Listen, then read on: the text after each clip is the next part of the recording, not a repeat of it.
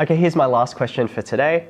What do you think are the strengths and weaknesses of alternative education institutions like Montessori or Linfield Learning Village? Do you think they address a need or are more experimental? So if you've never heard of these before, alternative education institutions, Montessori schools, Steiner schools are another common instance of this, and there are other versions of it as well.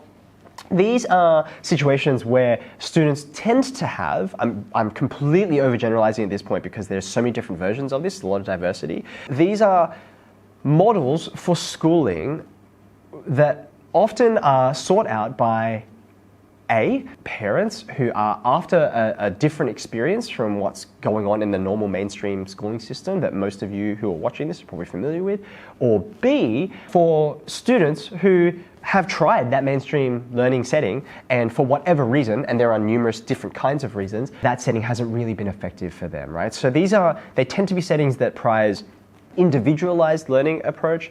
There's more, not always, but often, inquiry and student-centered approaches rather than directed and teacher-centered approaches. Not that those two things are opposites, they intermesh and they cohere with each other, but it's just a matter of emphasis and time. And there's often a customizing or tailoring of the educational experience that is less about having students experience a standardized version of school, and it's more fit to their individual needs. So the actual question is, do you think they address a need or are more experimental? Which interests me as a question because I don't view those as mutually exclusive categories. Do I think they address a need? Yes, I do think they address a need. There is no schooling system, no matter how good it is, and I love the schooling system that I'm a part of. I'm biased. It produced me. That's part of why I feel so indebted to the New South Wales public schooling system, because I went through it all the way through. My parents could not have afforded anything else, and I love that we have access to this free world-class education.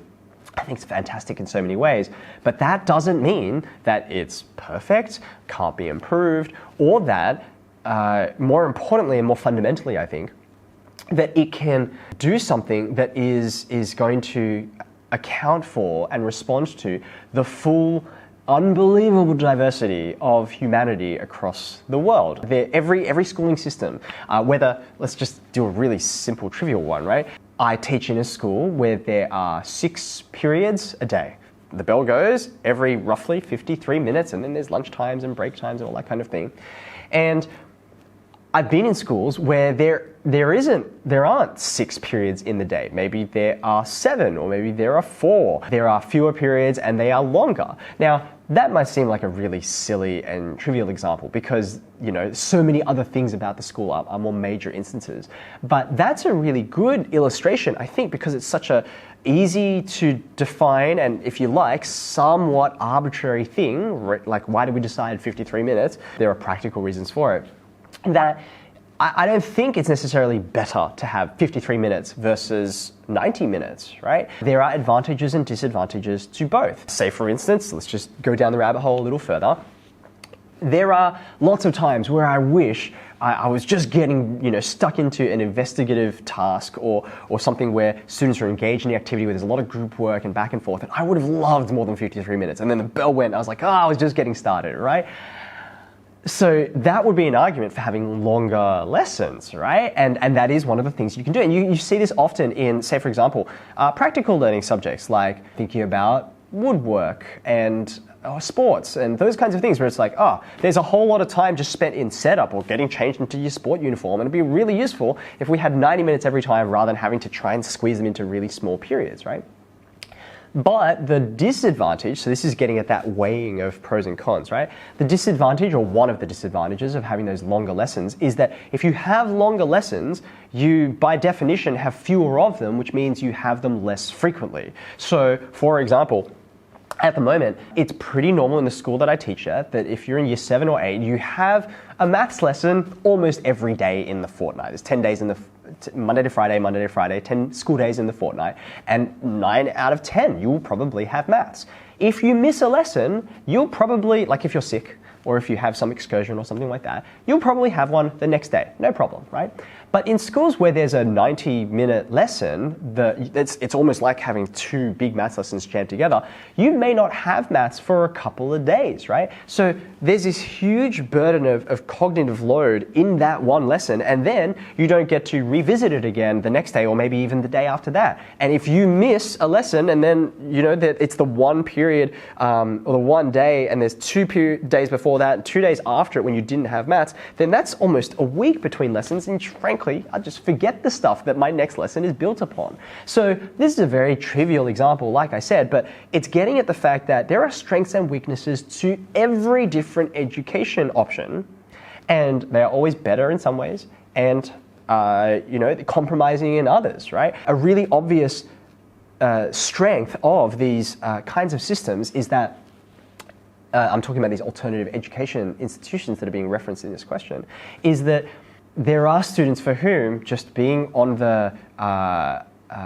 what's the word I'm looking for? Being on the treadmill of having a bell every single time is just not good for your sensory needs, right? Or just being surrounded by hundreds and indeed thousands sometimes of other students in a very noisy environment. There are lots of different cognitive issues and neurodiversity that can make that a very traumatic experience, frankly, for some young people, right? So being able to have an alternative education institution where I know that there are schools that have something called a soft start, right? So instead of there being 9 o'clock, the bell goes, everyone needs to turn up for roll call, right? Well, sometimes that doesn't really work for students to always be there at a certain time reliably. There are different challenges, not just for them as an individual, but maybe for their family, that mean sometimes you get there earlier and sometimes you get there later. So having a soft start is not that there is a 9 o'clock, you all have to be here, otherwise we say, hey, you're being a truant and all that kind of thing. It means that there's a period at the start of the day, perhaps from 8:30 to 9:30, where students can arrive at any time. They don't all have to be at the same place. They're not all engaged in the same activity, and they ease into the school environment. Now, I've met and encountered many different young people who find that freeing and really liberating as a school experience where the mainstream experience was very difficult. But you can probably imagine that that is a choice, whilst benefiting some students, is not without its costs, right? If you have that kind of arrangement, by necessity, you just can't have that many students. You can't do that on a large scale, right? So there is, generally speaking, demand vastly outstrips supply for these kinds of schools. And so could you do this kind of schooling system for the 800,000 students that are in New South Wales public schools, for example? No, it just wouldn't scale. We don't have the ratio of teachers to students to do that. We barely have the ratio now. And so there are additional costs that are involved. There's a lot more work that comes with, like, it sounds really lovely saying we have this individualized, customized, tailored learning experience for every single student. That takes a lot of work. Having the average high school teacher has 150 students every single year, and there is not enough time in the day for one teacher to create the individualized learning, plans and structures and assessment timelines and all that kind of thing. It's not something that's feasible unless you want to pay teachers so much more that we have double, triple, quadruple the number of teachers in our workforce. That's not going to be a practical option in the short or medium or even potentially the long term. So you can see, I guess what I'm trying to say is, yes, they address a need, but they are simultaneously experimental. And the reason why we experiment with things like this is because we see that potentially there's another way that we can help students and provide them a different kind of learning experience. So I think it's wonderful that there are, that we have, say for example in New South Wales and many other parts of the world, enough diversity in the educational offerings for students that whatever kind of different learning challenges or needs that you have, there is an option. But it goes back to an earlier question about equity, because these things don't come for free. They come at a significant price. And so I think that that's probably one of the biggest weaknesses of all these different models that just has to be kept in balance with the advantages that they bring.